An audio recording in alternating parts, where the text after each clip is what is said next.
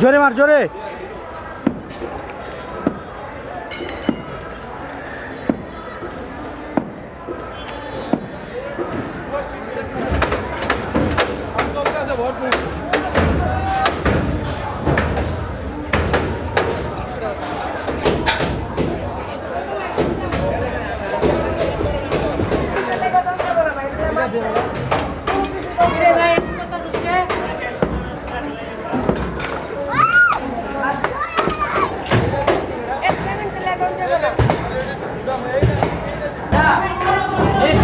হ্যাঁ, কিসের মেশিন ছিল এটা? জেনারেটর না?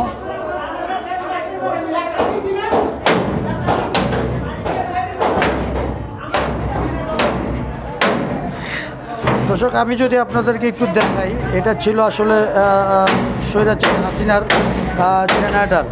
আমরা এক প্রত্যক্ষদর্শীর কাছে জিজ্ঞেস করছি, এটা আসলে ছিল একটি জেনারেটর, এটিকে আসলে ভেঙে ফেলা হচ্ছে।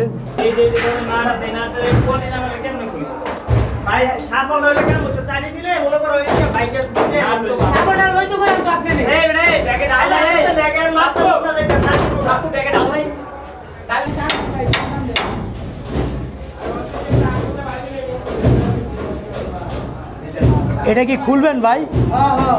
আপনারা কি এটা কিনছেন? এটা খুলে কি করবেন?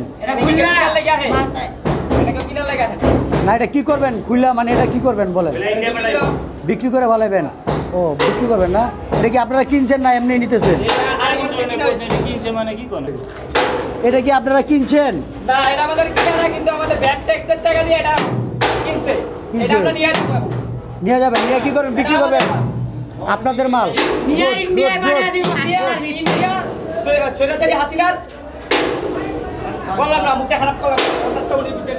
দর্শক, আমি আসলে আপনাদেরকে যেটা দেখালাম, এটা হচ্ছে গিয়া স্বৈরাচারী হাসিনার আসলে বিদ্যুৎ চলে গেলে এটা আসলে একটা জেনারেটর রুম ছিল।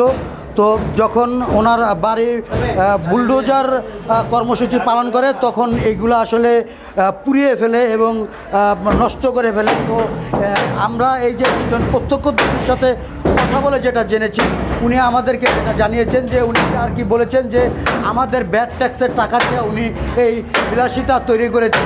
এখন আমাদের জিনিস আমরাই তুলে নিয়ে যাব। সাইফুল ইসলাম সেন্টু, মানবিক বার্তা।